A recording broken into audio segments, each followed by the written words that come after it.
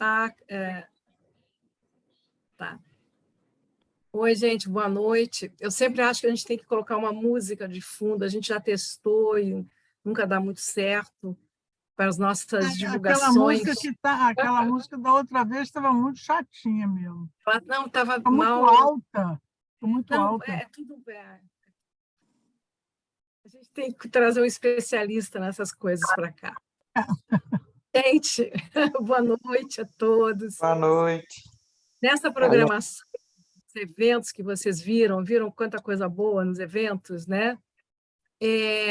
A gente vai ter uma presencial, que é a semana que vem também, que é dia 9,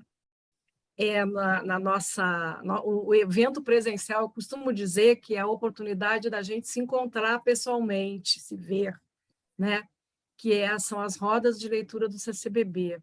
E no dia 9, a gente vai ler Americana, da Chimamanda Adichie. Quem vai fazer a leitura é a Rosiana Murray e a Elisa Lucinda, são duas leitoras.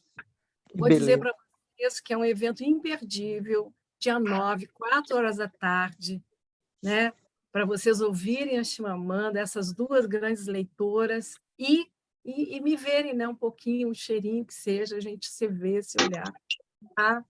Porque na falta do nosso espaço, né? Pelo menos a gente tem um espaço que pode ser um ponto de encontro, né, para a gente, tá? Então, obrigada pela presença. Essa roda, essa Sexta com Letras era muito esperada por nós todos, porque ali, o ano passado, não pôde fazer a leitura dela e a gente ficou esperando e cobrando dela esse ano, né? Era uma grande leitora. Nós vamos, então, hoje vai ser o Chico Buarque, o contista Chico Buarque, né? Todos conhecem o Chico romancista, e o contista já não é do conhecimento de todos, né? Então, nós chamamos a Liudmila Angel, ela é a nossa leitora da vez, né? E ela escolheu, né? A escolha é sempre do nosso leitor guia, né? A leitora, no caso, guia. E aí eu quero falar um pouquinho da Liudmila, né? Ela é bacharel e licenciada em Letras, Português e Francês, pela UFRJ. Ela é mestre em Educação pelo Holly Names College, na Califórnia. E ela é muitas outras coisas, tá? Ela fez a coordenação durante muitos anos, a coordenação pedagógica e geral do franco-brasileiro do colégio, com um trabalho inestimável junto aos adolescentes, principalmente aos adolescentes e jovens, e pais também. E, assim, tem um trabalho imenso nessa área. Então, é com ela que nós vamos conhecer ou reconhecer, né, o Chico Buarque, escritor, Chico Buarque, contista. Ludmila, muito obrigada por estar aqui conosco, e estava todo mundo te esperando, viu? Tá? Muito esperado, viu? A palavra é com você agora, tá? Boa noite, pessoal. Eu não sei se vocês vão concordar comigo sobre a maestria do Francisco Buarque de Holanda nos contos. Eu não sou especialista, mas, quando eu li, eu fiquei muito encantada, porque a gente conhece o Chico. Vamos fazer aquilo que a Suzana quer que a gente faça. Primeiro, vamos dar uma geral sobre a vida do moço. Ele é 1 ano mais novo que eu, nasceu em 44. Ele é carioca, mas eles foram para São Paulo. Lá ele era chamado, né, de carioca, o apelido do Chico em São Paulo. E ele estava estudando arquitetura, mas passou um João Gilberto na frente dele e a vida mudou. Ele trancou a arquitetura e travou no Chega de Saudade, do João Gilberto. Ele já escreveu muitos livros de ficção, o que fez, inclusive, que, em 2019, ele ganhasse o Prêmio Camões, que o nosso presidente, graças a Deus, Saínte, não quis assinar. Não sei se ele já assinou o diploma do Chico, mas ele fez um comentário interessante, né, que o fato de não ter a assinatura desse mandatário era um elogio, e, de fato, eu acho que era, né? Aí o Chico, a gente sabe, né, ouviu falar da peça Roda Viva, que durante a ditadura rendeu uma invasão de comando de caça aos comunistas. Sim, eles já estavam lá, nos procurando. E depois ele escreveu Calabar, também revolucionário, no sentido de que ele escreve com Rui Guerra, e a possibilidade que ele abre é de que, e se os holandeses tivessem ganhado contra os portugueses na disputa por Pernambuco /Brasil, né? Depois ele escreveu Gota d'Água, que talvez muita gente já tenha assistido, né, ou lido. A Bibi Ferreira montou durante muito tempo, que nada mais é do que a tradução da tragédia Medeia para uma realidade, como sempre, do Chico carioca, né? Ele trabalha sempre com o universo carioca. E, no caso de Gota d'Água, o morro carioca, de fato. Então, em Gota d'Água, você tem exatamente aquela ideia da mulher que, tomada de tal sofrimento, conclui que a única possibilidade de se vingar do ex-marido é causando a ele e a si própria o sofrimento enorme da morte das crianças. E é um musical, né? Quer dizer, o Chico musicou, nós conhecemos, né, algumas letras, nós conhecemos muitas letras do Chico de vários tipos, mas eu estou listando para vocês. Depois ele fez Ópera do Malandro, também, né, uma recomposição da Ópera dos Três Vinténs, alemã. Aí ele escreveu Fazenda Modelo, que vem a ser também a ideia do 1984, né? A fazenda tomada pelos animais, e aí o que rola, né? E Chapeuzinho Amarelo, que não é vermelho, né? Mas aí ele explode com o sucesso de Estorvo. Estorvo, para quem não leu, compra agora pela Amazon. Não compra pela Amazon, vamos ajudar as livrarias brasileiras, né?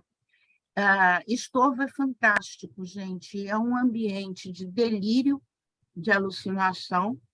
Imagina um personagem que ouve tocar a campainha de sua casa, olha pelo olho mágico, ali vê um cidadão e começa, como dizia minha avó portuguesa, a variar, ou seja, a alucinar sobre esse homem, né? O que quer esse homem, o que fará esse homem. Então, ele vai delirante circular por regiões do Rio em que há laços, né, da vida familiar dele, e sempre nesse... Seria o Brasil atormentado pelo que a gente sabe que viria depois, né? De 90 e poucos, 91. Depois do Estorvo, ele fez Benjamin, que virou filme, que foi o lançamento até da Cléo Pires, né? eu acho muito interessante também. Também essa atmosfera de alucinação, delírio, alguém que persegue, alguém que é perseguido, mas não sabe exatamente por quem.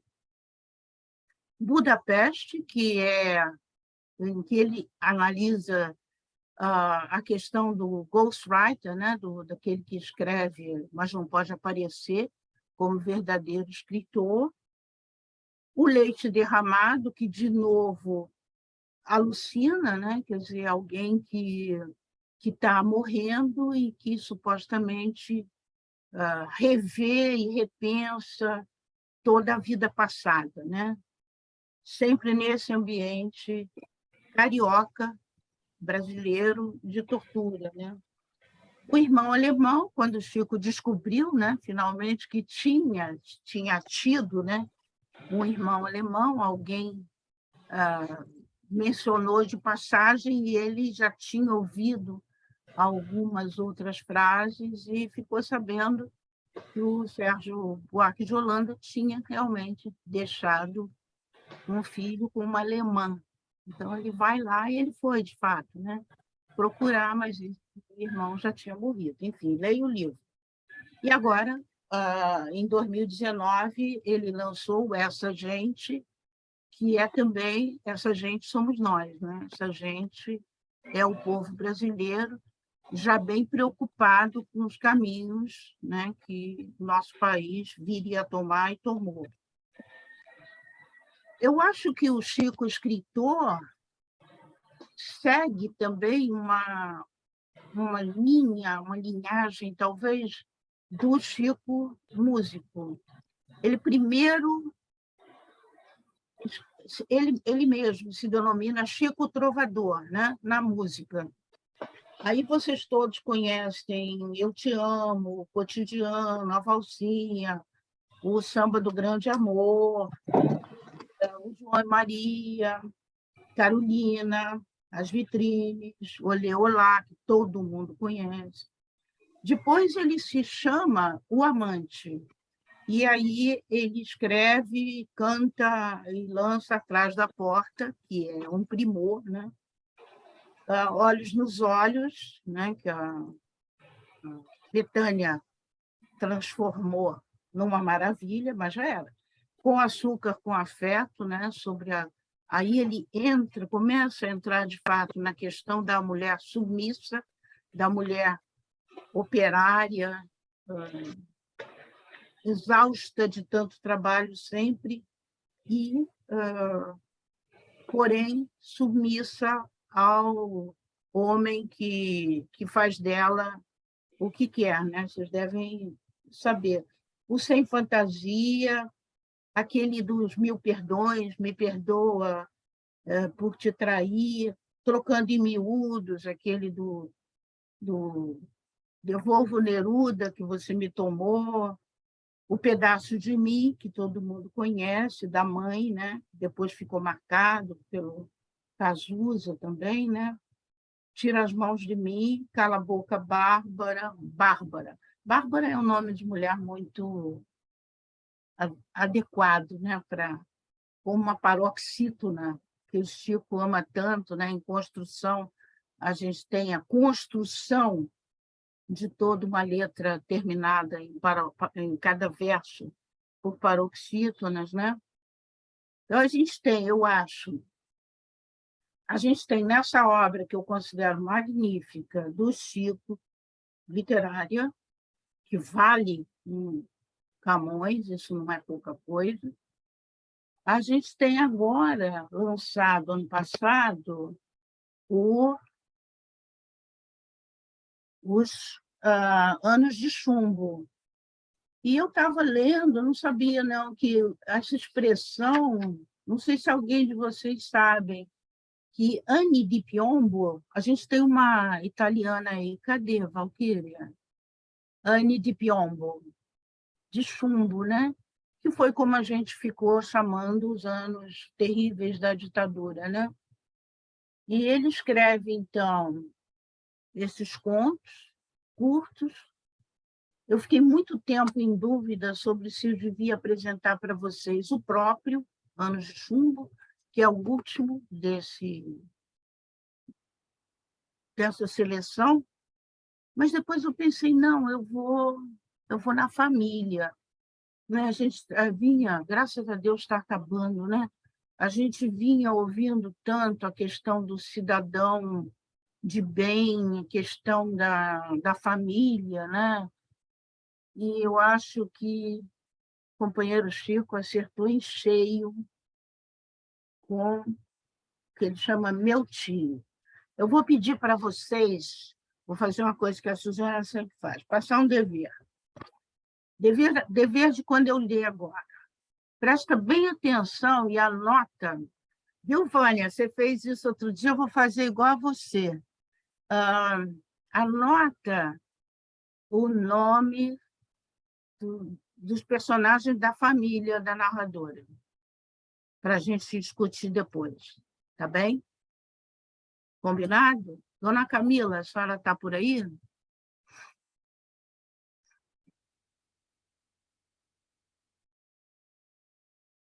Bom, então, aqui antes estava isso que eu contei para vocês, né? E agora é o primeiro conto da antologia,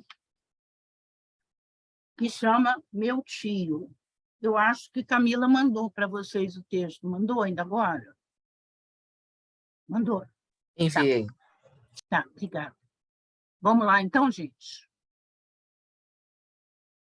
Meu tio. Meu tio veio me buscar em casa com seu carro novo. Ele não costumava subir, mas dessa vez trazia uma encomenda para minha mãe. Como sempre acontece nessas situações, papai fingiu que estava dormindo no quarto. Mamãe recebeu meu tio com 2 beijinhos, ofereceu café, água, pão de queijo, mas lá em casa ele ficava irrequieto, não se instalava. Os beijinhos da chegada já valeram como despedida, e mal tive tempo de catar a bolsa.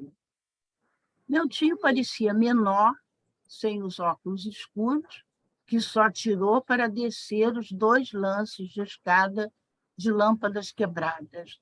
Reclamou do elevador, que vive enguiçado, mas até o fim do ano pretendia nos mudar para um apartamento melhor, num bairro melhor. Minha mãe fazia beicinho, pois desde criança a mana era orgulhosa e turrona, mas acabaria por ceder.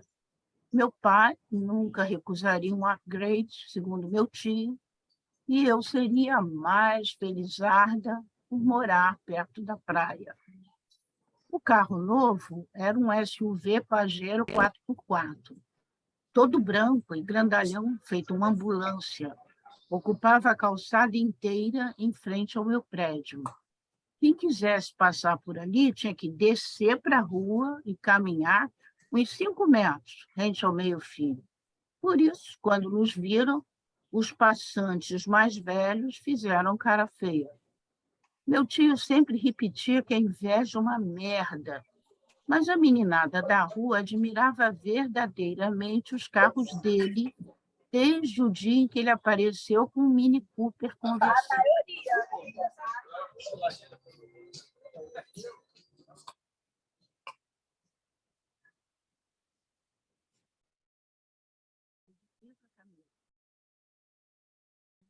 Oi, Camila?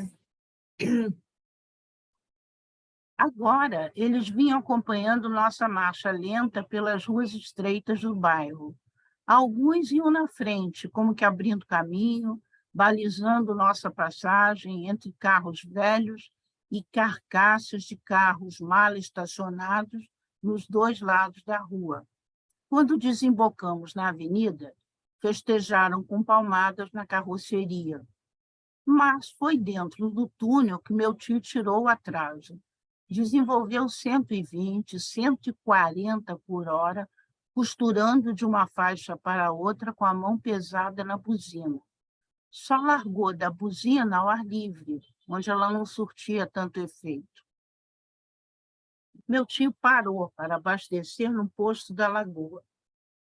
Mandou encher o tanque com diesel. Depois fechou a janela e ligou o som num volume impressionante. Cada batida do funk era como o coração bombeando forte. Parecia que a massa de ar inflava dentro do carro a ponto de explodir os vidros blindados.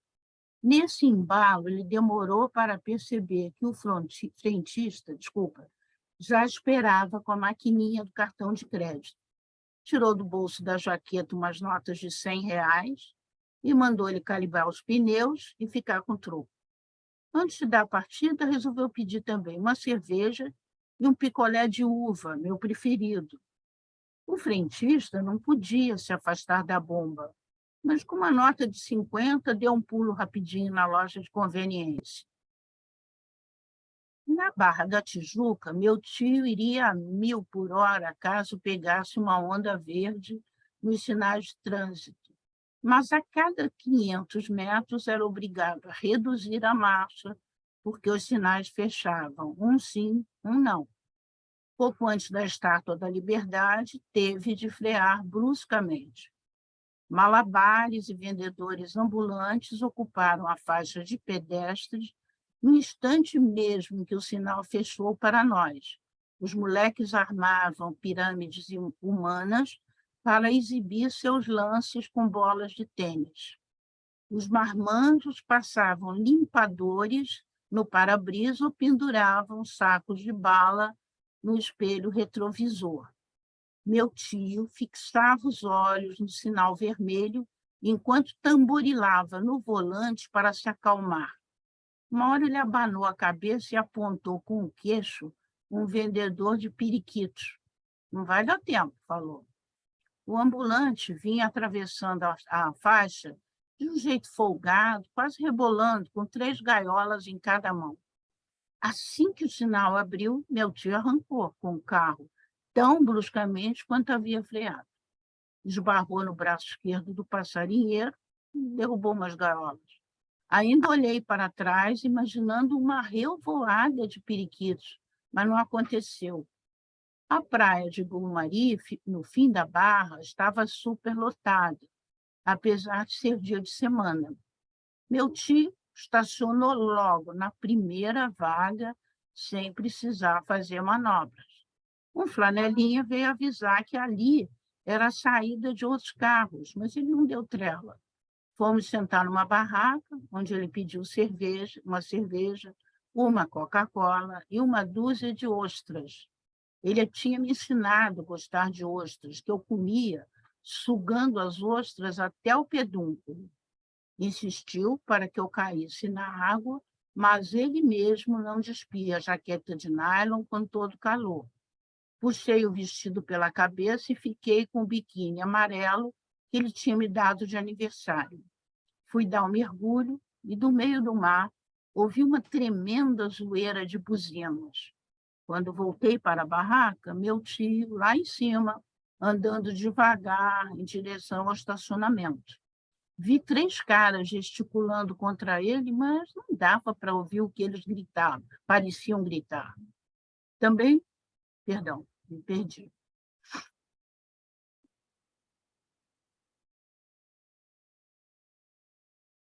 Sugeriu, não. Também. Aí onde você está? Também. Também não sei o que ele falou. Tá. Obrigada, Suzana. Também não sei o que ele falou quando enfrentou os caras, mas em seguida eles viraram as costas e foram se recolhendo. Meu tio ainda foi atrás deles, brandindo o indicador, depois voltou para a barraca e pediu outra cerveja. Sugeriu que eu desse mais um mergulho e me acompanhou até a beira da água, molhando a sola do seu tênis plataforma. Quando saí do mar, ele disse que sentiu vontade de comer o meu rabinho. Perguntou se eu queria mais alguma coisa, pediu ao barraqueiro 1 litro de água mineral, acertou as contas e pôs a mão no meu ombro a caminho do carro. A inveja é uma merda, deve ter pensado meu tio. Ao ver os motoristas bloqueados que aguardavam de cabeça baixa e cara trombuda. Lavei os pés com água mineral, sacudi a areia do vestido e forrei com ele o assento do carro antes de me acomodar com o biquíni úmido. Não longe da praia, meu tio entrou numa rua muito desigual. Do lado esquerdo era uma rua residencial, com prédios de 4 andares, garagem, gradil, guarita, porteiro e tudo. O lado direito estava mais para a favela, com casas tortas, sem reboco e todo tipo de comércio. Na calçada de um boteco, as pessoas bebiam cerveja em mesas amarelas de plástico. Foi ali que meu tio encostou e buzinou com cadência. As pessoas se retiraram com cadeiras e mesas, abrindo espaço para meu tio estacionar em cima da calçada. Sem sair do carro, ele recomeçou a buzinar direto, até que do outro lado da rua vieram saindo os peões de uma obra. Eram uma dúzia, e assim de cara parecia que estavam descendo para uma pelada, metade sem camisa e metade com a camisa do Flamengo. O prédio estava em fase de acabamento, com fachada de pastilhas, e se destacava dos demais porque tinha 2 andares a mais e avançava quase até o meio-fio. Meu tio saiu do carro e abriu o porta-malas, de onde tirou uma sacola de supermercado. Chamou cada operário pelo nome e distribuiu uns maços de dinheiro que eles pegavam depressa sem agradecer. Meu tio cruzou os braços enquanto eles contavam as notas, daí subiu no carro e partiu a toda para tomar a avenida principal no sentido da cidade. No primeiro sinal fechado, uma moto parou à esquerda do carro do meu tio. Era uma moto emproada e o motociclista mediu o pajeiro de alto a baixo enquanto fazia roncar o motor. Uma hora tive a impressão de que ele me observava, mas o insulfilme do vidro lateral impedia sua visão do interior do carro. Meu tio pegou a tamborilar no volante, espiando de lado o motociclista, que era um tipo forte, mais alto até que o nosso carro. Então, o motociclista avançou meio metro. Agora sim, se quisesse, podia ver minhas pernas pela transparência do vidro da frente. Pelo visor do seu capacete, também deu para ver que ele tinha olhos verde claros. Aí, meu tio deu um murro no painel e avançou 1 metro, invadindo parte da faixa de pedestres. Foi quando o motociclista arrancou com grande ímpeto, sendo o primeiro a ver o sinal abrir. Mas o motor do meu tio era mais potente, e depois de ultrapassar o sinal amarelo seguinte, ele emparelhou a uns 200 por hora com o motociclista à nossa direita, bem perto de mim. Meu tio passou a encurralar a moto no limite da pista. De repente, o motociclista sacou do alforje uma barra de ferro. Deu 1, 2, 3 bordoadas na capota do carro, mas a 4ª caiu no vazio e afetou seu equilíbrio. Com uma rabiada do carro, meu tio acabou de jogar a moto num canteiro. Olhei para trás e vi a moto capotar 4 vezes no gramado com o motociclista abraçado nela. Por sorte, logo adiante, ficava a concessionária Mitsubishi, onde meu tio tinha comprado o carro uma semana antes. Ao saltar, ele foi saudado por um vendedor que usava a máscara da Covid. Fez o vendedor largar outro cliente que parecia interessado num sedã e lhe mostrou os danos. Com uma cara infeliz, o velho passava a mão na capota como que era um cavalo. Meu tio precisava de um carro reserva, enquanto consertavam o seu. O vendedor pediu 1 minuto para ver que veículos tinha à disposição, mas o meu tio exigia um carro igual ao dele, como aquele branco da vitrine. Aquele só podia ser cedido para um test drive, de acordo com o vendedor, no máximo por meia hora. Meu tio levantou a voz, chamou o sujeito de babaca e perguntou pelo gerente. Respirou fundo, me deu 2 notas de R$ 100 e pediu que eu fosse à farmácia ao lado. Não podia ir pessoalmente porque é bastante conhecido no bairro e não ficava bem comprar Viagra num balcão de farmácia. O farmacêutico também usava máscara e vendeu o remédio me estranhando. Os fregueses em volta, mesmo os de máscara, dava para ver que riam de mim. Devem ter pensado que só mesmo uma garota muito suburbana vai às compras de biquíni. De volta à concessionária, encontrei meu tio, de conversa com o gerente, que usava uma máscara semelhante a um bico de tucano. O vendedor trouxe o carro, que estava em exposição, irmão gêmeo do nosso, sem placa.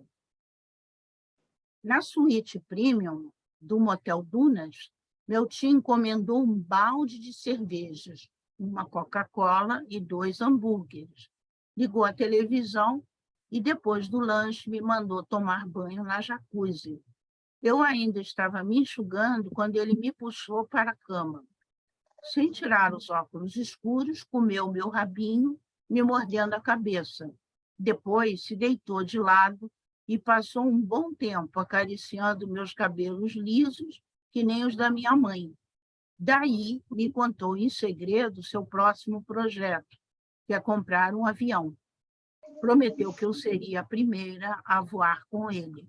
Enumerou vários destinos no Nordeste e no exterior, mas sua fala foi ficando devagar até que ele dormiu. Mudei o canal de televisão do pornô para uma série americana que eu já conhecia, mas não recordava bem. Só no 3º episódio, meu tio acordou no susto e berrou comigo, porque deixei que ele dormisse até aquela hora. Disse que ia ter problemas em casa, pagou a conta com várias notas de 100, saiu de ré da garagem apertada e raspou o paralama direito na parede. Como morava ali mesmo na Barra, me fez saltar na avenida e me deu dinheiro de sobra para o táxi. Em casa, mamãe abriu minha bolsa e conferiu a embalagem de Jontex fechada. Disse estar cansada de dizer que se a mulher não finca a pé, homem nenhum usa preservativo. Disse ainda que só me faltava essa de engravidar, pois meu tio é casado e não ia querer encrenca com a esposa. Segundo o papai, eu faria um belo de um favor ao meu tio se o livrasse daquela piranha. Fosse como fosse, para minha mãe, meu tio me faria abortar e jamais casaria comigo. Já meu pai garantiu, ninguém me obrigaria a abortar, nem mesmo meu tio com todo o poderio que tem. Mamãe disse que não me criou para lhe dar um neto que é sobrinho ao mesmo tempo. Sem contar que parentes consanguíneos às vezes procriam filhos degenerados. Meu pai falou que não é bem assim.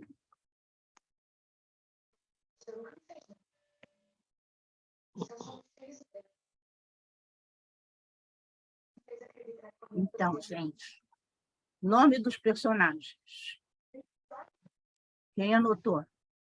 Meu tio, a mãe, Nome? O tio, a mãe, o pai. a mãe e o pai. Começa Fala. com a narradora. A narradora é sobrinha do tio, né? Depois aparece o tio. Depois aparece a mãe, o pai, os moleques, o vendedor de periquito, flanelinha, 3 homens gesticulando, peões de obra, motorista, vendedor de carro com máscara, farmacêutico, cliente da farmácia e gerente da concessionária. Ele se anotou o nome dessa galera toda? Não, tudo aparece, mas não tem nome de ninguém. Tá, então vamos aí. Por quê?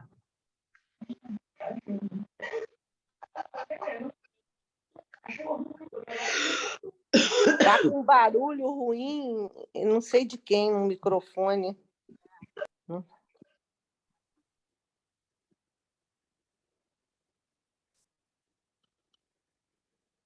Por que ele não nomeia os personagens? É isso que você perguntou? Por que ele não nomeia os personagens, Marlene? Na minha interpretação, é porque ele quis enfatizar um tipo de pessoa, né? As características dela, o nome não importa, porque pode ser o tio Hélio, o tio Flávio, o tio Henrique, pode ser qualquer um, né?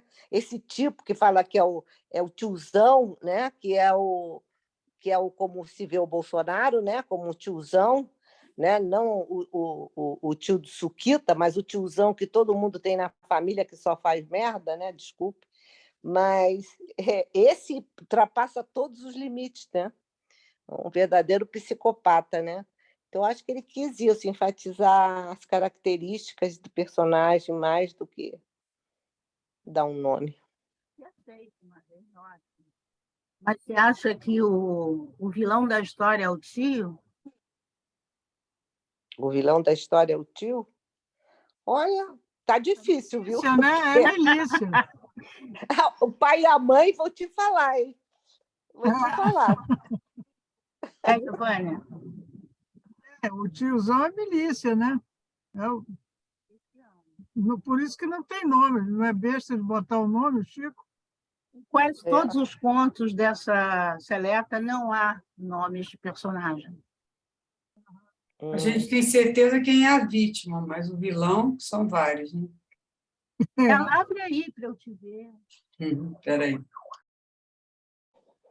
Consigo aqui, espera aí.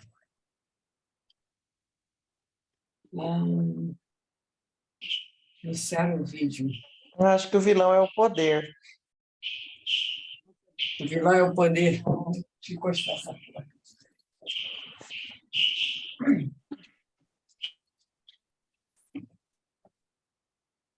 O que a gente está falando aí?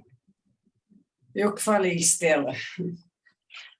Que eu acho que a gente sabe Que quem é é o poder, mas que poder? Já falamos no tio como é? Suquita. Quita. Esse é o tiozão.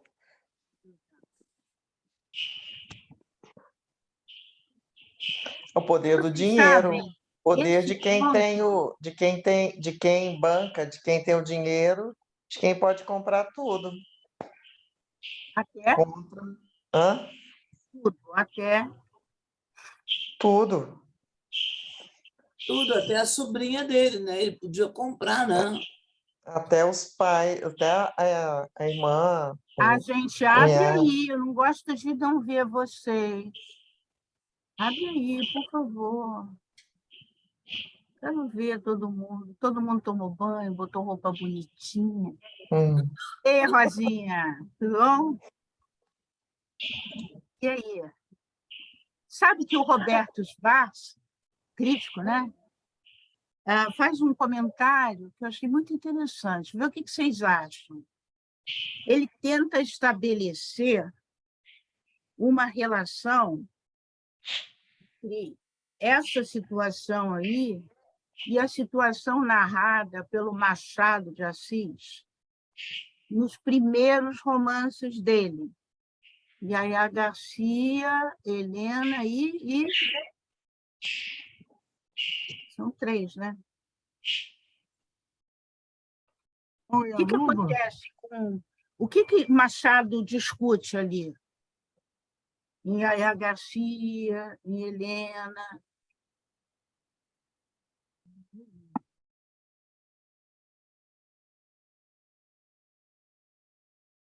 Realmente não me lembro, faz muito tempo que eu li, eu não me lembro. É porque ele tá preocupado, ele está querendo discutir a questão da mulher na sociedade e o valor da mulher no dote, no casamento. Então, por mais... Segundo o Roberto Schwarz, eu não estou achando nada que eu não sou capaz. Segundo o Roberto Schwarz, no Machado, você tem mulheres, mocinhas, né? Jovens, que têm um valor de dote para o casamento.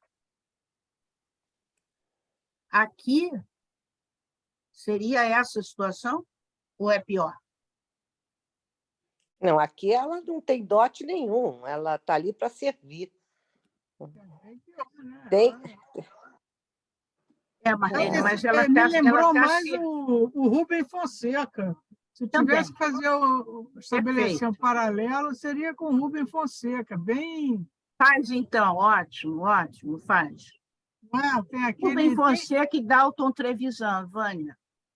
Dalton Trevisan também eu conheço menos, Ludmila, mas o Rubem Fonseca é que a gente tem mais... O Dalton, até a gente usa um termo, né, brutalista, nos contos.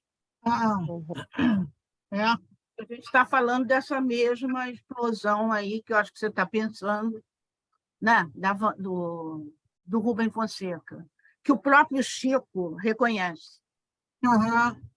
Essa violência, essa coisa, né? Ele, aliás, chama esses contos de perplexidade. O Chico, quer ver? Ele fala assim: essa obra é para incomodar e trazer o olhar perplexo do leitor. O que eu posso fazer é só constatar minhas perplexidades, meus receios diante desse quadro cada vez mais assustador. Como não se vê perspectiva de mudança, ele está escrevendo 18, 19, né? 2018, 2019. Como não se vê perspectiva de mudança a curto ou mesmo a médio prazo, a sociedade toda é levada a um certo conformismo, ou mesmo até um cinismo. E aí ele termina dizendo: seria isso um desmanche social. O quê? Essa é uma visão do Chico Buarque. A visão do Chico Buarque, que ele Eu concordo totalmente. Eu acho que existe uma naturalização da violência sexual bem estampada nesse conto. E ele volta para uma época onde o homem poderia tocar na mulher, até mesmo familiares, isso era muito comum. Um tio, às vezes até mesmo o pai, ela era posse. Só que, inclusive, nesse caso, é interessante que ele deixa bem marcado o pajeiro, marcadores bem atuais, mas com uma atitude de um homem que se comportava, que tinha todo o apoio da sociedade para se comportar assim no período da ditadura militar. Se a gente olhar o que os homens faziam com as mulheres, e aí era na família, em todos os lugares. Eu estava pensando um contraponto a Geni, que até Geni, ela não queria se deitar com aquele homem que saiu do Zeppelin, ela tinha nojo dele. E ela podia se dar o luxo de se deitar com um e não se deitar com o outro. Essa é uma sobrinha que foi vendida, né, pelo pai, pela mãe, e que não tinha nenhum desejo. Enfim, eu até vejo um contraponto aí. Acaba que a Janice cede pela pressão social, mas, como prostituta, ela podia falar: não, com isso eu não quero ir. E já essa menina que também ele não deixa a gente saber a idade dela. Eu fiquei muito agoniada com isso. Ela tinha 12, 13, 14 anos. Ela era uma menina, uma adolescente, né? Enfim, é bem chocante, é bem chocante. Para mim, é voltar nessa época que o homem tinha esse espaço de se comportar assim com qualquer mulher. Mas acho que essa época é atual, isso não mudou, não. Não, eu acho que estava tendo um movimento muito diferente. E a atitude, a maneira de falar nos últimos 4 anos, para mim, ficou muito marcado essa volta. Essa volta, quer dizer, tem uma nomeação hoje em dia que se fala brutalismo, que foi usado agora, horrorismo, que são as novas, como é nomeado, a nova violência contemporânea, que vem do Aquiles Mbembe e da Adriana Cavareiro, que é uma filósofa, a Rubem Fonseca. São 3 autores, porque achei muito boa essa inferência do Rubem Fonseca, que é uma nova forma de nomear a violência contemporânea. É nessa base mesmo, porque o contemporâneo, se a gente for ver, a gente está vindo do século passado, com 2 guerras mundiais, com o extermínio, com o genocídio da população no nazismo, não dá para chamar de holocausto, que o holocausto é uma coisa sagrada, né? Não tem como dizer que aquilo foi um holocausto, aquilo foi um genocídio, Shoah, como os judeus gostam de nomear, né? Que é um horror. Então, a gente vem de lá para cá num movimento que todo mundo assim, não, o mundo é muito melhor do que era, tem mais renda.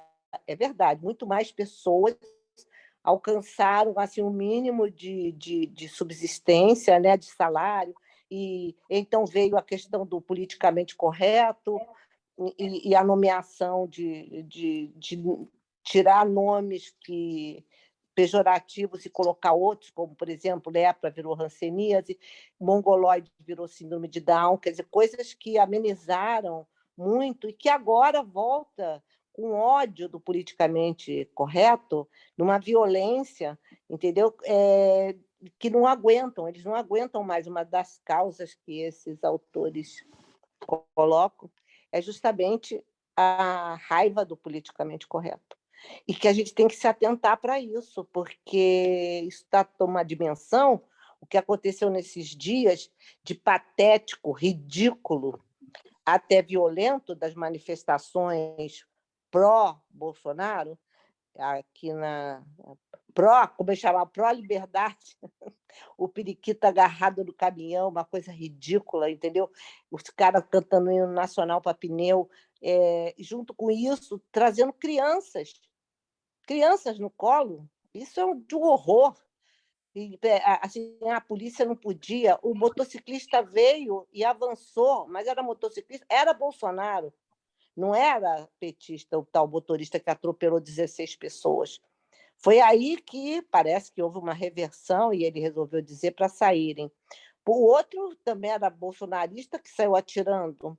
Então, nós estamos vivendo uma violência tão grande que, por nada, as pessoas querem matar a gente, querem desqualificar, né? As mulheres estão sendo desrespeitadas assim de uma forma, há muitas queixas, e elas mesmo não conseguem entender por que estão sendo desrespeitadas.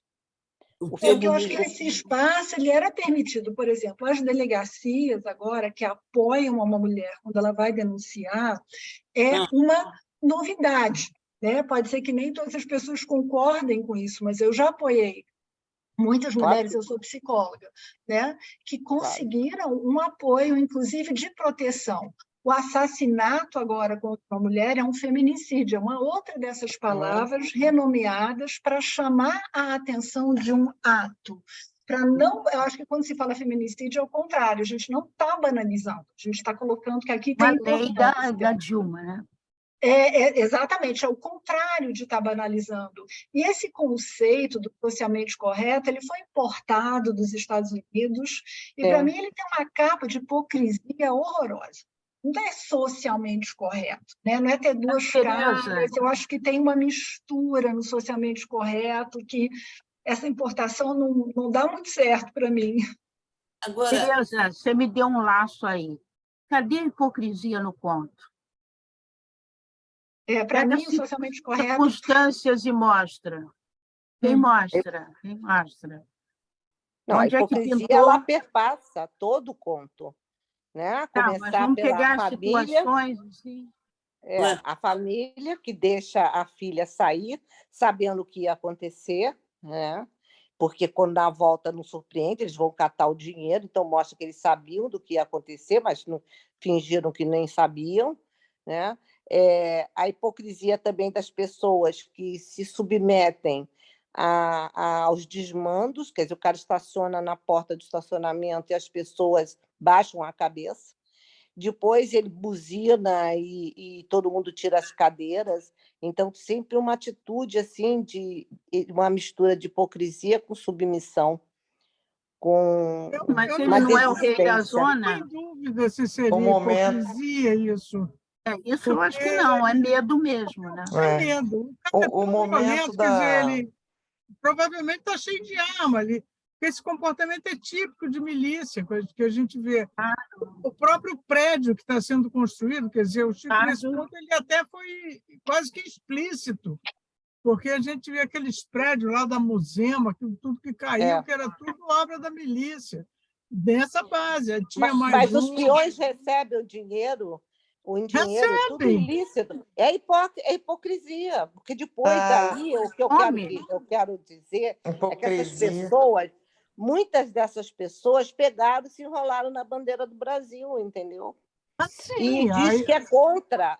O que eu vou falar para vocês, eu não conheço uma pessoa bolsonarista, nenhuma, que não tenha algum passado de leniência, de corrupção, no mínimo de propina, de comprar guarda, de comprar fiscal, principalmente empresário, entendeu? Eu fico impressionada.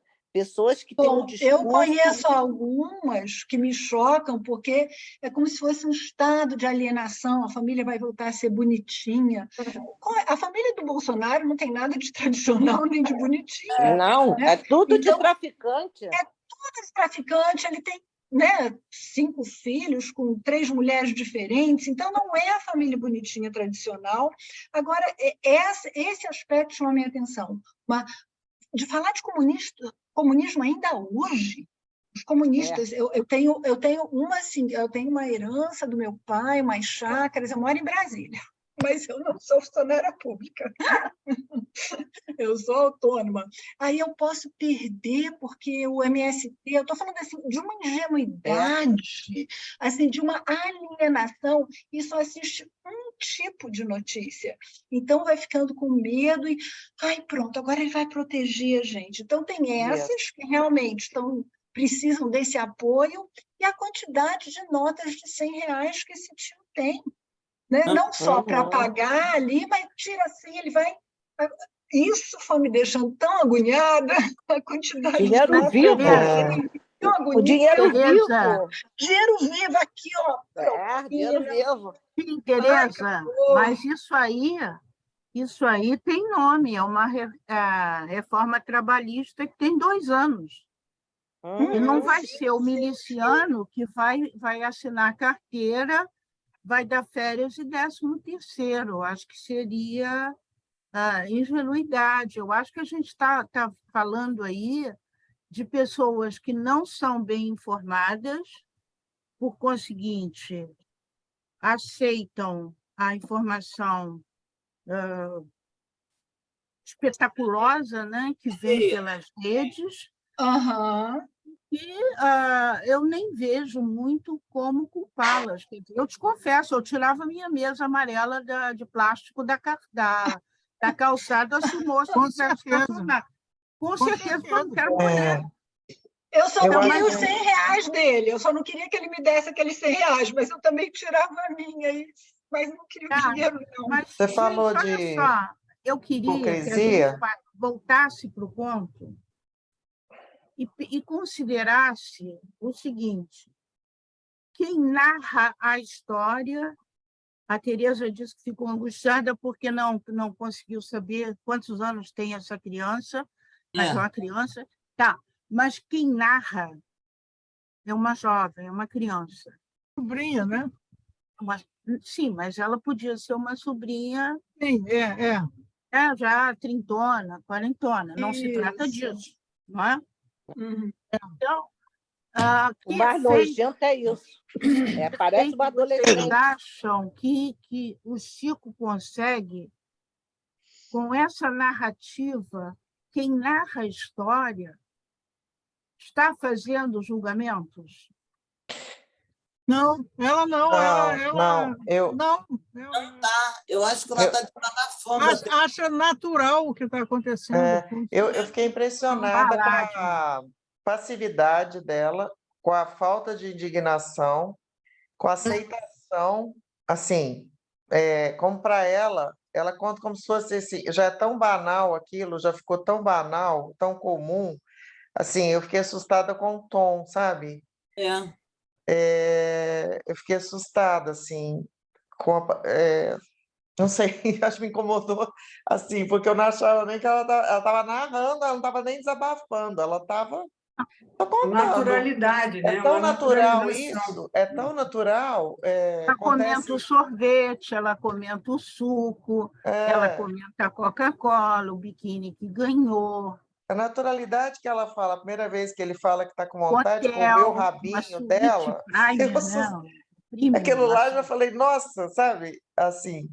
Agora você falou Mas de eu acho que é hipocrisia. importante a gente ver como ele, através da perspectiva do narrador, conseguiu gerar, eu acho que ele pretende, ele diz isso, né? Ele pretende gerar esse incômodo que nós todos Sim, sentimos, né? o incômodo é a gente que sente, mas o jeito que ela vai contando é como se ela mesma não tivesse incomodado, mas só que vai dando Parece um aspecto fenomenológico, né? E a gente vê muito isso em vítimas que são abusadas pela mesma pessoa durante anos, e é o caso dessa menina, tem algum mecanismo de defesa que desliga para suportar, né? Até conseguir. Eu me lembro de uma situação que foi muito estudada, onde a menina, depois ela narrou isso, que até 18 anos, eu fico arrepiada só de falar, ela entrou nesse modo, né? Deus me Eu livre. ser uma pessoa da família que abusava sexualmente, e aí falou, olha, e aí ela começou a planejar aos 18 anos, e com 18 anos ela conseguiu se livrar, mas até esse momento ela entrou num modo assim, ela já sabia o que ia acontecer. Quando fala de picolé Uma de uva, criança uma coisa... narrando, né? Eu achei interessante, vejam aí, a Rosinha, que não abriu ali, porque não quer que a gente a veja. Rosinha, abre aí. Parece que a única coisa que incomoda é que as pessoas dão risada de uma menina fazendo compra na farmácia de biquíni, né, Rosinha? Quer dizer, o que parece a ela não é a estranheza de ela comprar a camisinha, Jontex. Não, Viagra. Viagra, ela foi comprar Viagra. O Jontex ela já tinha, tá certo, Viagra. Ela não considera que é essa estranheza, e sim, como ela se sabe suburbana, ela imagina, o pessoal daqui não anda de biquíni, não vem comprar na farmácia. E eu acho que isso que a Rosinha diz nos serve como uma lampidinha para a gente ir atrás. Quer dizer, toda a narrativa dela não teria esse tom. Quer dizer, ela está vendo o carro, quer dizer, ela cita, o cara diz que a inveja é uma merda. Inveja como? O cara estaciona na calçada, não respeita ninguém, arranha o carro. Não é? Então, ela não se dá conta. Por exemplo, o cara derrubou o motociclista, deu 4 voltas no ar, e ela quase olhou para trás, mas o cidadão prosseguiu e foi lá para a Mitsubishi trocar o carro. E não, quer dizer, se ele matou o motociclista, se machucou, não é uma preocupação. E ela vai narrando fato, circunstância após circunstância, com a ingenuidade do que seria uma menina não explorada dessa forma. E eu acho que, com isso, o Chico consegue chocar o seu leitor. Isso. Não é mais ainda. Regina, você tinha aberto aí. Desculpa, Regina. cadê você? Oi. Fala.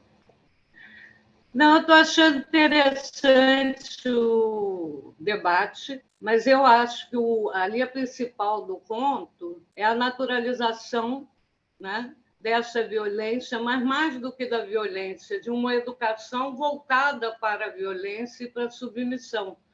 Porque ela narra mesmo, ela não tem nenhum julgamento de valor. É como se aquele processo fosse todo naturalizado, que é isso mesmo, passado, e tem, para mim, uma discussão muito grande, né, em relação à época atual, porque a gente não pode esquecer que, dentro dessa eleição, né, e o processo que o Chico escreveu dentro desse período, mostra que boa parte da população brasileira, ou seja, nós estamos divididos, né, entre o que eu chamo uma educação informal. O que é uma educação informal? É aquela dada no cotidiano, em que você, dentro da sua necessidade de sobrevivência, você vai aceitando e vai seguindo determinados exemplos sem questionar, né? Como se aquilo fosse o único caminho para você sobreviver dentro dessa sociedade. E boa parte das mulheres, porque a gente tem uma visão que mulher, né, ou qualquer outra minoria, ela sempre tem uma visão crítica ou uma postura reflexiva em relação àquele contexto. Isso não é verdade. Tanto não é verdade que a gente está com uma sociedade bem polarizada, né? A esperança é que, a partir de contos como esse e o fato do que eu chamo o presidente coisa ruim sair, a gente possa reverter tanto a educação formal como informal, ou seja, aquelas relações dadas no cotidiano de cada um, né? Que permita a gente refletir, inclusive, sobre os nossos próprios pensamentos e ações. Era isso. Alguém mais quer falar? Eu quero falar. Também quero. Rejane, vamos nessa. Eu sou Regiane. Estou te vendo. Então, eu já tinha lido esse livrinho antes, e esse conto particularmente, logo que ele lançou, mas esse conto particularmente não é que fosse surpresa para mim. Aí são situações que, queremos ou não, a situação que a gente ouve falar o tempo todo. Não é natural, mas é natural, digamos assim. Como a Regina falou, está sendo naturalizado, né?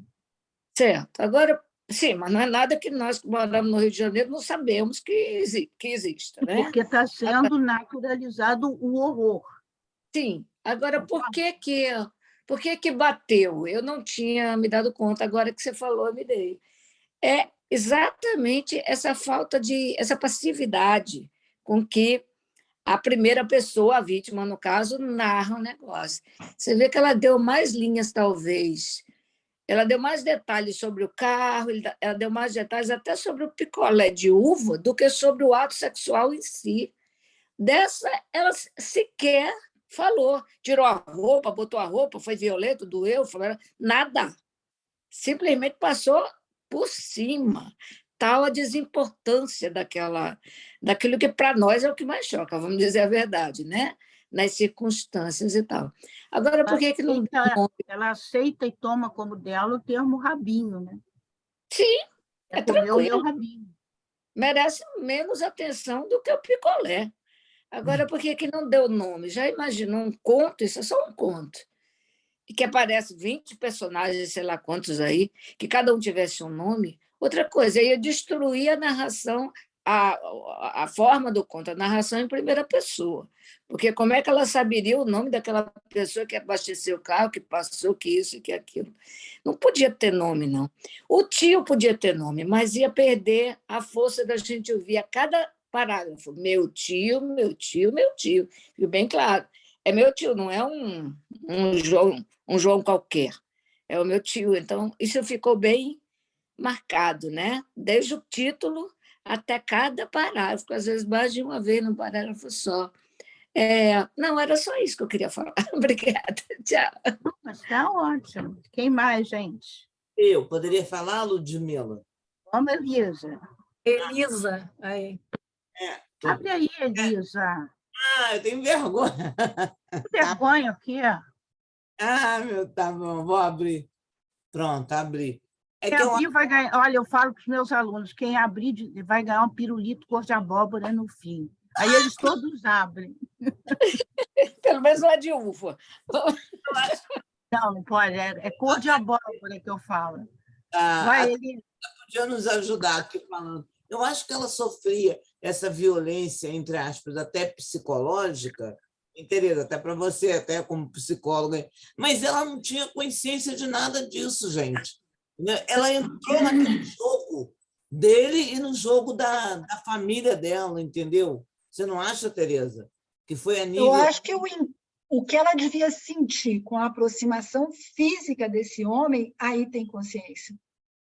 O que ele fez, aquela questão socialmente, jogando dinheiro para cima de todo mundo, tirando o frentista da bomba para ele pegar o picolé, isso podia ser que ela não tivesse, mas pelo menos assim, na minha experiência, quando alguém chega até o seu corpo, né, e tem um ato sexual sem a sua interação, porque a criança não interage no ato sexual. A partir da adolescência, sim, porque a gente vê que o corpo da gente é transformado justamente na puberdade, que a gente começa a liberar hormônio sexual e diminuir o hormônio de crescimento. Então, a criança não é assexuada. Agora, essa prontidão para interagir com o ato sexual, a gente tem a partir de uma certa idade. Então, pelo menos na minha experiência, todas as crianças, adolescentes ou adultos tiveram uma pessoa tocando, fazendo qualquer forma de sexo, e ele pegou Viagra, não foi por acaso. Né? Então, realmente, foi um sexo mesmo, né? E bem específico, como é colocado. Nessa hora, aí cai por terra essa não está vendo, né? Porque é demais para o corpo sabe, essa situação absurda, porque é tanto uma violência física, como ela é emocional, como ela é psicológica, como ela vai te pegar. E quando a criança ou adolescente começa a entender isso, por isso que eu fiquei agoniada para saber a idade da menina, ele começa a entender e falar, putz, era isso que eu tinha que fazer comigo? Eu já tive muitas crianças falando, cara, então era isso que meu primo fazia comigo. Entendi. Claro, então, assim, nessa hora que entra o físico, o sexo mesmo, aí a situação vai para outro lugar. Entendi. Mas ela também não tinha consciência desse. É isso que eu queria falar, porque ele falava rabinho e tudo, e ela não questionava até o posicionamento dela, da valorização da mulher, né, que a gente tem que ter, né, entendeu? A mãe dela não dava a ela, falava, não quero que você tenha filho mesmo, que vai ser um negócio esquisito, meio sobrinho, meio neto, não quero que nasça nada aí, cadê o João Tex? Não tinha mesmo. Engraçado, uma das coisas que eu acho que uma das coisas que eu acho que dificulta a gente localizar a idade dessa pessoa que está narrando, a linguagem não é de jovem. A linguagem com que o conto é narrado tem alguns termos, algumas palavras que não combinam com, entendeu? Então, acho que isso dá um certo, não sei se aumenta a agonia, não sei, mas que fica Acho difícil. que é a intenção dele, né? É estranheza, né? É estranheza, porque às vezes parece uma pessoa mais velha, pela linguagem, mais velha, pela linguagem, pelo tipo, a construção de frase, pelo uso, até as próprias palavras, em algumas passagens aí, não me lembro assim, mas me chamaram a atenção.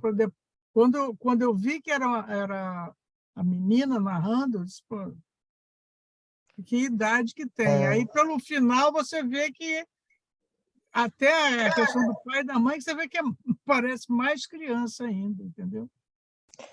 Mas essa denúncia, né, Vânia, que ele faz, Bárbara, eu acho que é da dissolução dessa ideia, pelo menos, de família. Né? Com certeza. É um cidadão de bem, olha aí o cidadão de bem, papai, que vai dormir, finge que não está vendo. Isso, é verdade. Ele faz um comentário irônico uma hora, pela boca da menina, que a mãe, o tio teria dito que é alguém muito orgulhosa, não aceitaria a casa nova. Orgulhosa cara pálida. Agora, o papai não recusa, não é isso? Ela fala no início. Eu gostar do upgrade. O upgrade, pois é. A mana, ou seja, quem pensa isso é o tio, a mana era orgulhosa e turrona, mas acabaria por ceder. Meu pai nunca recusaria um upgrade, e eu seria a mais felizarda, quer dizer, ela ainda é convencida por papai e mamãe de que ela seria a mais felizarda, porque iam todos morar perto da praia. Quer dizer, é uma dissolução aí da possibilidade de construção ética desse grupo aí, né? Isso. Perdeu-se. E aí, realmente, o tio está muito caracterizado, né? Que justamente são os... Aí, eu acho que a grande hipocrisia seria essa, né? Quer dizer, são essas pessoas são as que mais defendem a família, não sei o quê, a moral, os costumes, né? Ela Deus, jamais se pátria, separaria da mulher. Deus, pátria, família, essas coisas aí, né? E aí são exatamente os que Mas eu mais acho absurdam a gente. Agora, eu estava pensando aqui, uma das coisas, acho que do tio não ter nome, que talvez ela pudesse ter falado tio e tal, eu acho que é justamente pela... Tanto que a situação é comum, que pode ser qualquer tio, qualquer família, tanto que é comum, falando assim, dá essa ideia de Uma de algo que sociedade acontece né, em tantas famílias que não precisa dar nome. Mas me chamou muita atenção porque as pessoas não têm nome, mas o carro tem marca, tem modelo, tem as coisas a são... moto tem marca. Tudo tem nome, as coisas materiais têm nome, O mas as valor é pessoas esse. não. Então, assim, e são bem detalhados, né? Cor, modelo, tudo. Então, assim, me chamou muita atenção essa descrição assim minuciosa das coisas materiais, assim, né? De poder, assim, de quem tem Como se poder fossem, aquisitivo. né? Como se fossem mais importantes Mais do importante que que as as pessoas. pessoas. As pessoas são coisificadas nesse conto. Isso, Não isso. são pessoas, né? vistas na sua subjetividade, Aham, na sua subjetividade. São coisas, e são equiparadas a uhum, coisas. Né? Quer dizer, o periquito, o homem do periquito, andando devagar, ele vai, ele passa, ele passaria por cima se o cara estivesse na frente, só porque o sinal abriu. E Né? nessa É hora, porque, né? Todo o movimento, é o motociclista jogado, não importa se morreu ou não morreu, ela, não importa o que ela sente, né? Para ele e para todos, ninguém está se importando com ela, e ela, então, se coisifica também, ela também se torna coisa. A sensação que me passou foi isso, porque ela vai descrevendo como se não tivesse sentimentos, e, no entanto, isso é praticamente impossível, a não ser que você se brutalizou também. A um ponto que você acha tudo natural, a brutalidade. A tua vida é brutal, a tua vida é aquele contexto, aquela cultura de brutalidade. Então, tudo passa a ser naturalizado. Né? Então, eu acho que é isso que ele choca o conto, porque ele faz a gente se defrontar com o mundo que a gente sabe que está ao nosso redor, mas a gente não quer aceitar que ele existe. É um tapa na cara da gente esse conto, porque cada pedaço dele a gente assiste diariamente. E não Até o fazemos periquito, nada. né? Periquito o homem do periquito está indo vender periquito. Eu queria falar só uma coisa daquela do periquito, que eu queria até ver isso também com a psicóloga. Desculpa, eu esqueci o nome dela. Tereza. É a única hora que eu vejo ali um anseio de liberdade, porque ela olha para trás e ela gostaria que os periquitos tivessem saído voando, mas eles não saíram. É a única hora que eu consegui ver assim que tinha alguma... Ela se sentia, né, na verdade, dá uma dica assim de como ela talvez se sentia também tolhida ou presa à situação. A única hora, não sei Eu acho se que faz muito sentido, né? Ela queria uma revoada de periquitos, mas nenhum deles sai da gaiola. Eu acho que essa sacação é ótima, porque a psique sente muito através de imagem, né? E aquela foi uma imagem, ela estava ali, não tinha outra opção, ela não podia falar, não quero ir com meu tio, ela não tinha essa opção. Agora, nessa hora, eu sinto esse anseio, né? Eu acho que é muito bonito, nessa imagem, todos saindo em revoada, mas não aconteceu. E ela ainda fazia um contato com o externo. Agora, eu associei uma outra coisa. Essa eu acho que é uma imagem muito boa, mas o cara da motocicleta, ela acha que ele estava olhando para ela. Depois ela vê que não dá para ele ver. Então, ela ainda faz um contato. Ela ainda tem uma percepção que circula. Mas essa imagem do periquito, eu acho que é isso. Maravilhosa essa sacada, eu acho que é isso mesmo, bem legal. A Rosinha está querendo falar ali, gente, ó. Ludmila, deixa... Não, eu queria voltar a uma fala que era da Fala, Thaís. Rosinha. Thaís também. Ah, tá. Da Thaís. Então, Está posso falando? falar? Desculpa, eu me perdi aqui. Posso falar? Rosinha? Olha, a Pode. Thaís, a Regina e a Rosinha. Tá. 3. Vai, Então, Suzana. eu Bota a queria, fila. abordar o conto a partir de uma visão de classe. Nós, mulheres, a maioria maduras, né, com um tanto de feminismo já, né, absorvido na vida, já, né, assimilado e assumido, a gente se choca muito com a naturalização da sexualidade infantil, né? A gente se choca muito e se revolta contra a pedofilia. Mas eu acho, para mim, no conto, e inclusive isso foi ficando mais claro na discussão, ele está chamando a atenção de outra naturalização. É a naturalização da ambição. Quer dizer, essas pessoas, todas, a maior parte das pessoas do conto, elas estão querendo o tal do upgrade social. Então, não é à toa que a descrição do carro, das coisas, é muito mais minuciosa do que a das pessoas ou mesmo das situações. Então, a menina está lá no meio, né, de uma família que está visualizando o que se pode tirar de proveito de uma menina adolescente frente, né, a um tio rico, sabe Deus como, aliás, insinua né, que é uma riqueza bastante ilícita, mas, enfim, eu acho que é isso, é essa visão de classe. Então, o que está sendo naturalizado aí é como se tornou tão corriqueiro e banal os meios para se chegar a uma outra condição social, a um outro status. Acho que a Regina queria falar. E agora eu me perdi aqui. Eu ia falar também.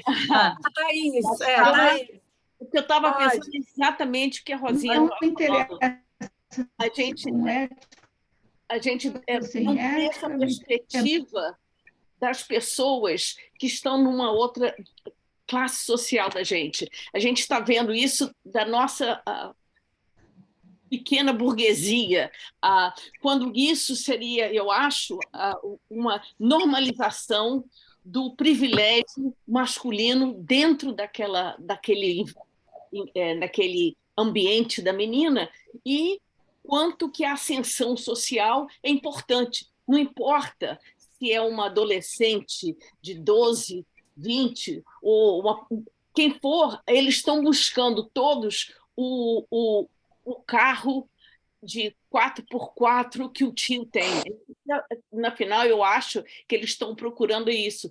E dentro disso, o fato de essa normalização do privilégio dos homens ser uma coisa muito forte dentro daquela sociedade que está sendo, da sociedade brasileira em geral, que fica muito aparente ali, né? Posso, então? Pode. Eu acho que foi a Thaís, inclusive, que falou. Eu vou cortar um pouquinho a questão do conteúdo do conto para perguntar a Ludmila uma questão mais literária, porque... Meu Deus, Regina! Não, é uma coisa que me interessa, que eu acho que perpassa o conto todo. Uma junção entre o escritor e a fala do narrador. Eu acho que vários pontos dentro do conto, inclusive a linguagem que citaram, né, que não seria de uma menina, me parece que, às vezes, o escritor invade a fala da narradora, não só pelo uso das palavras, etc., mas pela própria visão. Eu tenho a impressão, quando eu ouvi o conto e agora falando, que algumas vezes não é a narradora que está falando, e sim o escritor. Eu queria saber o que você pensa disso. Eu sinto assim, Suzana, dá uma ajuda aí. Eu sinto, vê se está certo, eu sinto como uma narração linear, portanto, que seria adequada a uma adolescente, quer dizer, talvez até tivesse que ser mais picotado, isso sim, né? Ela tem uma narração bastante contínua, desde que focada nas marcas, né? Nesses valores que a gente está comentando. Mas é claro que ele... Não sei, não sinto o Chico aí, não. Você sente, Suzana? Olha, vamos falar um pouquinho sobre o conto, assim, de uma forma geral, né? Quer dizer, qual é a base, digamos assim, da escrita desse conto, né? É a descrição, né? Ele não adjetiva quase, ele apenas adjetiva o necessário, mas é pouco adjetivado. Ninguém diz, que nem você falou, você já expôs de uma forma muito clara, né? Você quer dizer, não há um julgamento, é uma narração, né? Quer dizer, como você falou, contínua, sem julgamento, né? Mas e você aprende a conhecer a psicologia do personagem, do tio e da criança, através da descrição. Ninguém diz é bonito, é feio, é bom, é mau. É apenas um tio levando a sua sobrinha para, vou falar as palavras agora, comer o rabinho. Tá? Vamos lá. Isso é o que acontece. É o que acontece no conto, né? Só que esse tio ele tem particularidades. Quem é essa figura na escala social? É isso que a gente vai ver. E é isso que o olhar da menina, que tá entre a infância e a adolescência, talvez começando, eu imagino que ela esteja começando a adolescência, não é? Então, mas assim, não há como denunciar isso sem as palavras da denúncia. É muito difícil para um escritor colocar um tati-bitate de uma criança. Não, isso não, esse tipo de transcrição é que nem você vê, quem leu aqui o Caderno Rosa de Lori Lamb, da Hilda Hilst. Tá? Ela conta, isso aqui é fichinha, perto do que ela conta, tá? do pai e da mãe, que prostituem a menina, e é um casal de classe média, que está tudo combinado ali, tudo combinado.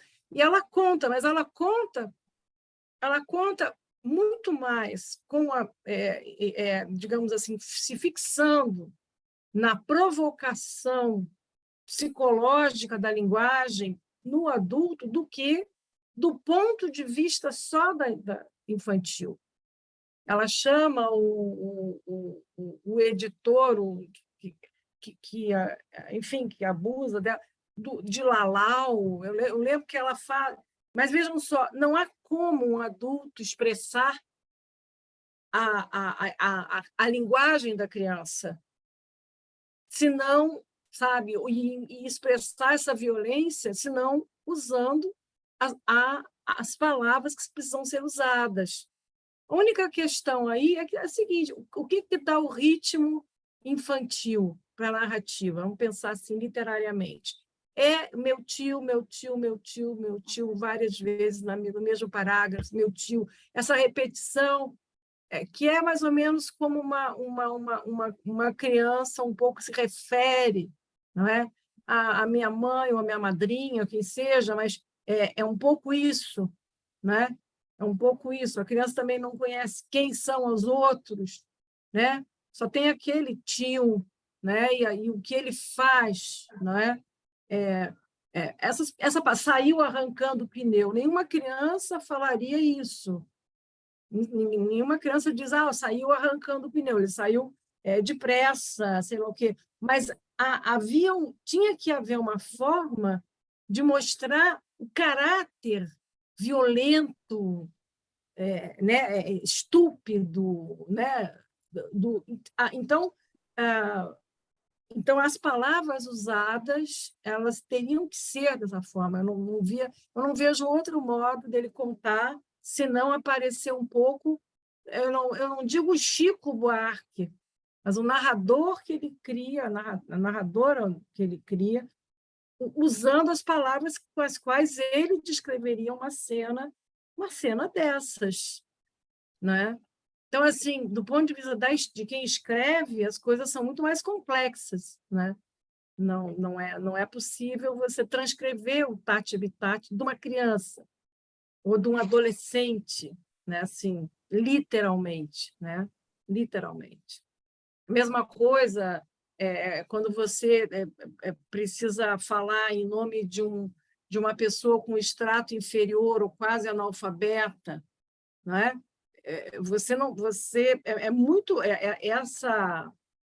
Esse tipo de linguagem, essa interposição, ela é muito mais difícil de ser feita. Tem que ter uma habilidade muito grande. Eu acho que ele consegue, sabe? Eu acho que ele consegue, sim. Só, é claro que não tem outro jeito de contar. Eu não veria outro jeito de contar, né? É uma narrativa que a descrição ela vai crescendo, né? Você vai estranhando, vai ficando incomodado. A certa altura, quando ele fala a questão do rabinho, você diz, espera aí, quer dizer, é isso mesmo que eu estou pensando, é isso? Ele vai acrescentando, né? Acrescentando, né? Coisas, né? Então... Mas também a brutalidade, ele a deixa no caminho, porque ele mora perto. Então, ele a foi buscar, porém, ele não a leva. Que é né, caracteristicamente uma prova de respeito, né, de afeto. Se você for buscar, você leva. Ele dá o dinheiro até de sobra para ela. E, ao chegar, também a atitude da mãe, que abre a bolsa para ver o que tem lá dentro, e acha o Jontex não usado, e acha o dinheiro. Né? Quer dizer, essa criança é desrespeitada em todos os níveis, em todas as situações. Né? Até quando ela volta para casa... de cabo a rabo. Né? Oi? Literalmente de cabo a rabo. De cabo a rabinho. E o Chico, para mim, pelo menos, ele tem uma habilidade de falar como mulher. Quantas são as canções que ele fala dos seios, que ele fala das coxas, que ele fala da atitude. Então, isso não me ocorreu. Eu sempre ouvi a menina. Eu achei legal isso, porque não tinha me ocorrido. Mas depois eu falei, eu não sei se ele teria para falar como criança, como adolescente, porque como mulher ele tem. E eu só descobri que era uma sobrinha, né, quando, pelo menos eu não sei, eu estava tentando me lembrar, quando ela tira o vestidinho e aparece o biquíni amarelo que ele deu. Até aquele momento, essa criança só falava do meu tio. Eu não sabia se era um menino ou uma menina. Tanto é que eu levei um susto quando veio a revelação que era uma menina.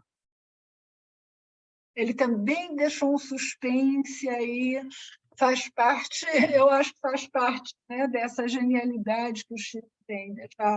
É uma menina, gente.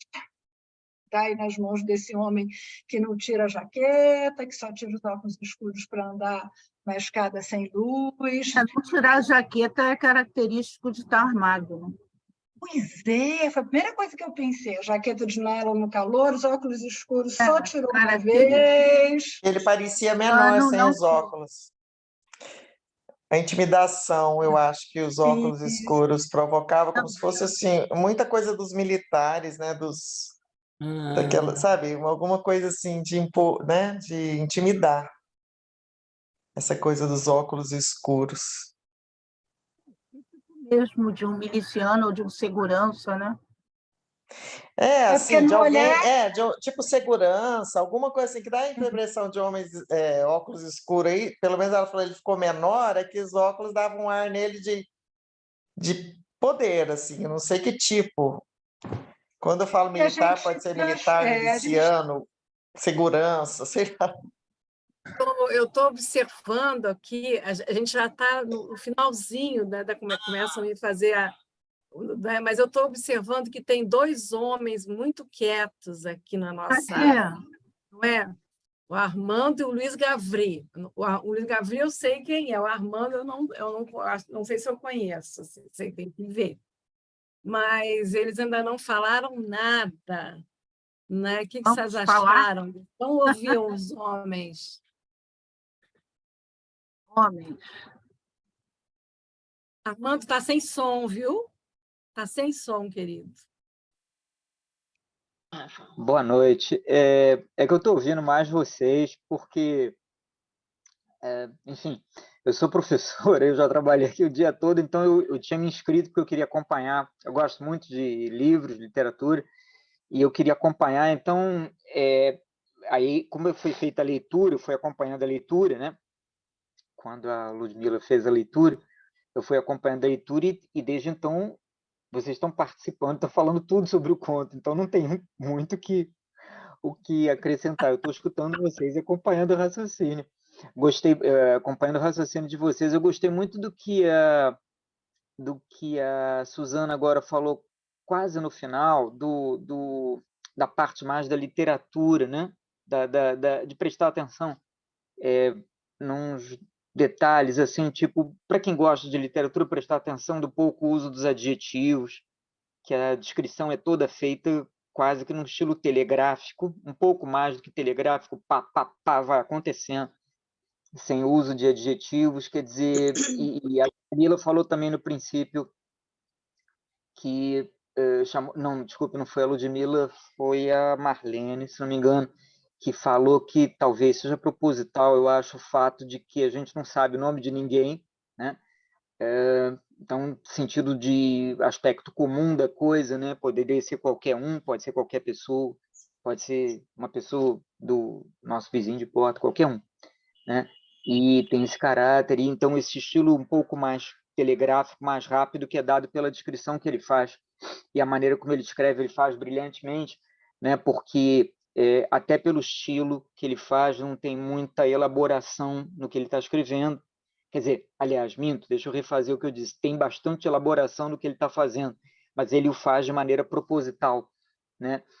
Para buscar um objetivo através da banalização das coisas ruins que vão acontecendo, do caráter do tio, né? Da triste maneira como a menina que é aparente, que é a sobrinha, vai se comportando, né? Então tudo remete a uma mesma característica do comportamento do pai e da mãe, tudo remete a uma mesma característica. Estou acompanhando o que vocês estão dizendo, estou aprendendo aqui, tá?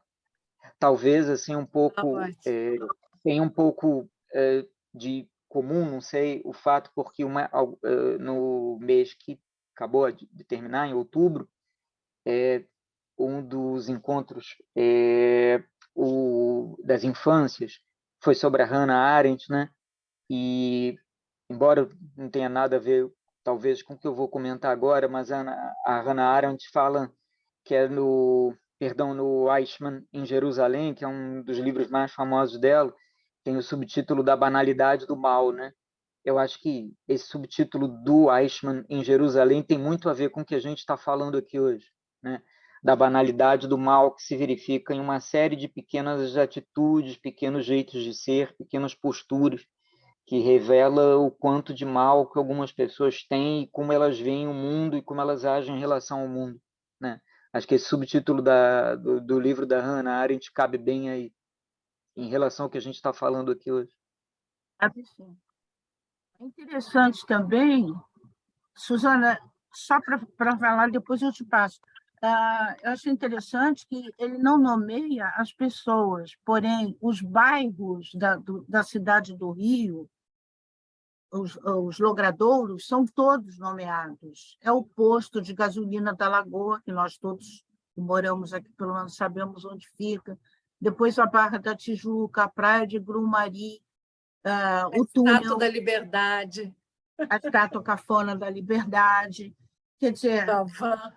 situa, como se aí a Regina falou, né? A denúncia fica clara. Olha, isso está acontecendo aqui na minha cidade, que ele conhece muito bem porque é andarilho, né? Então, Mas ela não fala de onde que ela está vindo. Nós só sabemos que ela atravessou ela o túnel. passa um túnel, né? É. Quer dizer, aí deixa indefinido de onde que ela vem, qual a camada social que ela como está. ela fala depois em acharem que ela é suburbana porque ela está de biquíni, aí eu pensei que o túnel vinha da Zona Norte para Barra, né? Mas, Armando, olha, foi uma pena você demorar a falar, viu? Não é, Suzana? Falou tão interessantemente. Pena que ainda não ouvimos a voz do Luiz Gavri ali, ó, quietinho, poeta. Quietinho. Pois é, eu tenho lido poemas do Gavri tão lindos. Gente... Aliás, Suzana, a Regina, que estava conversando com a gente agora, é uma excelente contista. Ela fez cursos lá no sindicato e, de vez em quando, eu tive o prazer de ler alguns contos. Excelente, muito boa. Já tem um publicado, né, numa coletânea, Regina? Saias. Bem quietinha lá, olha só. Maravilha. Vou marcar enquanto aqui em casa para você conhecer a Por Suzana. isso que eu fiz a pergunta sobre o narrador e o escritor. Eu entendi. Realmente é muito Olha difícil. Olha o Gavri aí agora, apareceu. Gavri apareceu! Então, 2 minutos para falar. Está dando uns problemas aqui, não estava conseguindo entrar. A minha colocação é muito simples, é do que a gente viveu. Em relação ao seguinte, só existe o tio porque existe o pai e a mãe.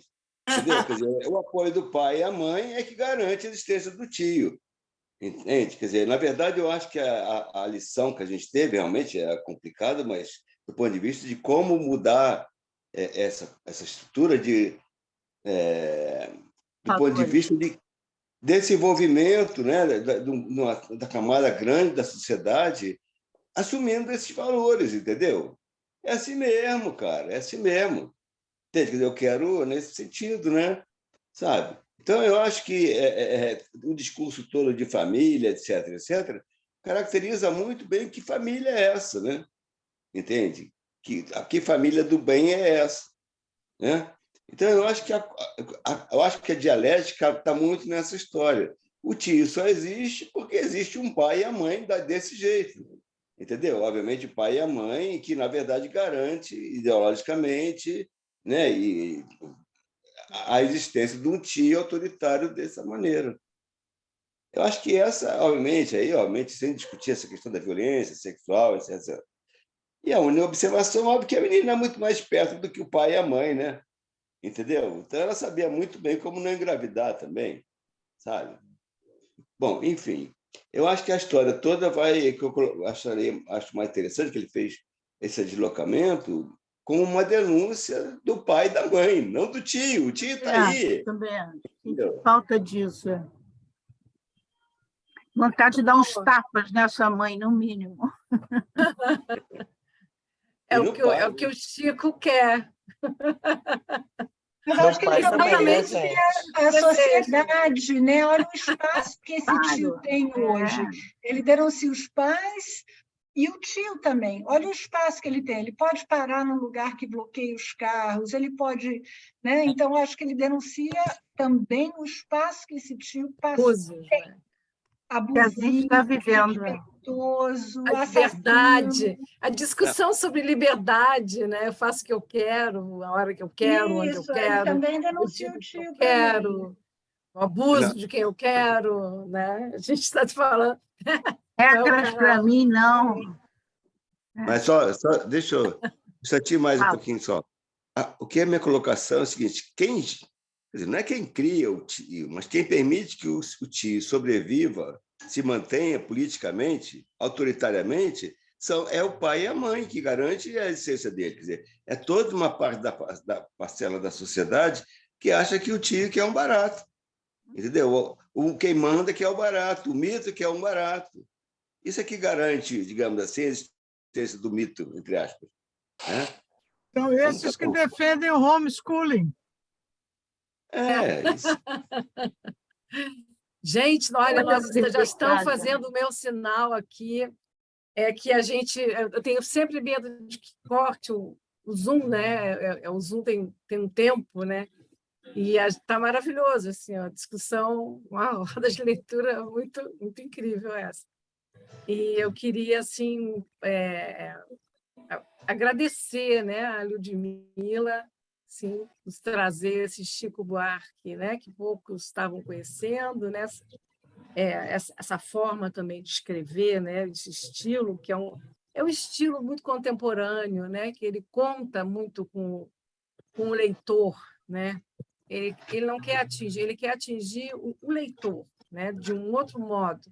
A indignação não é de nenhum personagem, ela fica com quem lê.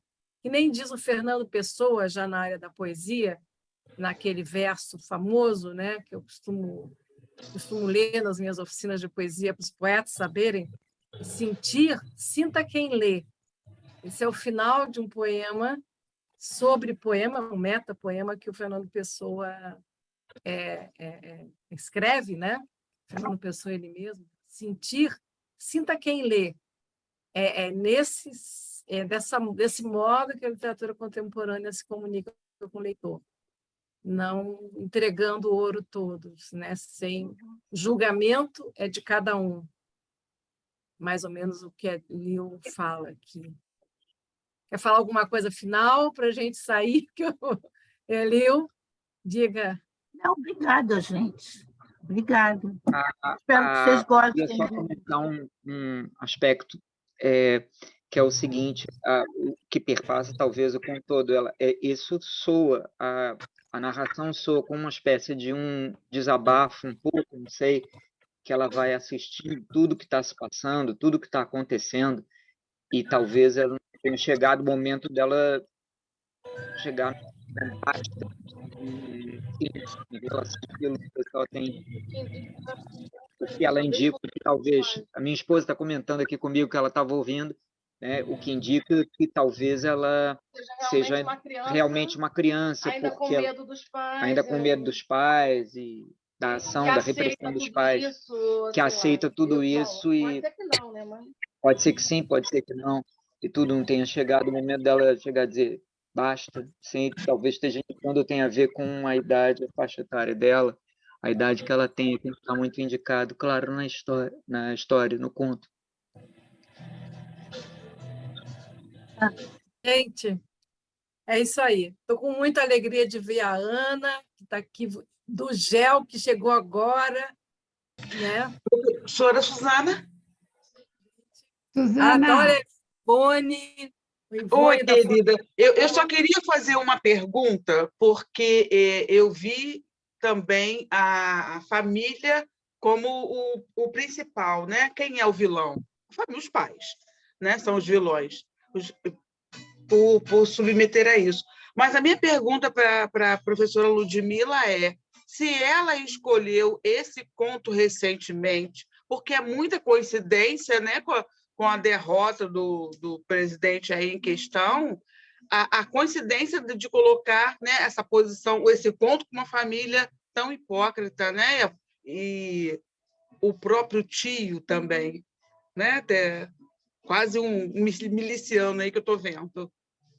Olha, o pessoal na estação é muito organizado. Eu tive que entregar todo esse material mais de 2 meses atrás. É claro que eu sempre pensava e falava às vezes para a Suzana, puxa, vai ser muito legal se quando a gente lê isso, a gente já tiver sem medo de ser feliz, né? Que é o que está acontecendo. Então, nesse ponto, sim, né? Que nem o Chico, que a gente vai ver em janeiro também. Eu falei, imagina, Suzana, se a gente for ver o Chico no Canecão, não, no Vivo, olha como eu sou velha, no Canecão, depois do Lula tomar posse, que ele vai tomar posse no dia do meu aniversário, minha homenagem. Aí vai ser uma alegria, assim, de... Dia 3, né? Dia 13 de janeiro, estamos marcadas. Dia 1º. Dia 1º? Não, nós vamos dia 8. Uau! Ai, eu achava que era dia 13. É 8, meu aniversário é agora. É em minha homenagem. Gente, ó, muito a gente vai obrigada, ter... muito obrigada. É um prazer conhecê-la, viu, Ludmila? Muito obrigada. Eu amei. Obrigada, Ludmila, Suzana. Obrigada a todos. Muito obrigada. Gente, aqui, ó, um recado aqui da Rosinha, que eu li aqui. Rosinha, a Rosinha vai estar aqui, ó. Ela é a nossa próxima eleitora, tá? Da Sexta com Letras, que é sempre na primeira sexta-feira do mês. E ela vai ler um conto do João Anzanello Carrascosa, Quando Ele Voltou. Tá aí, ó. Gente, a próxima Sexta com Letras, eu vou apresentar um conto de Carrascosa. Está vendo, Ivone, como já está marcado, enviado, tudo? E o Carrascosa agora, recentemente, ganhou um prêmio, eu acho que um Jabuti, se não me engano, ou Biblioteca Nacional, eu acho. Não me lembro agora, são muitos prêmios, mas ele acabou de ganhar, um belo contista contemporâneo. Venham, tá? E é só coisa boa aqui na Sexta com Letras, né? Muito bom. Uma Amanda lá para todos, beijo para todo mundo. Um abraço, então. Gente. Tchau, boa noite. Obrigada, Ludmila. Obrigada. Obrigada, muito obrigada. Obrigada, boa noite. Boa noite a todas. Bom final de semana. Boa noite, Suzana. Boa noite, amigas. Amigos. Muito bom.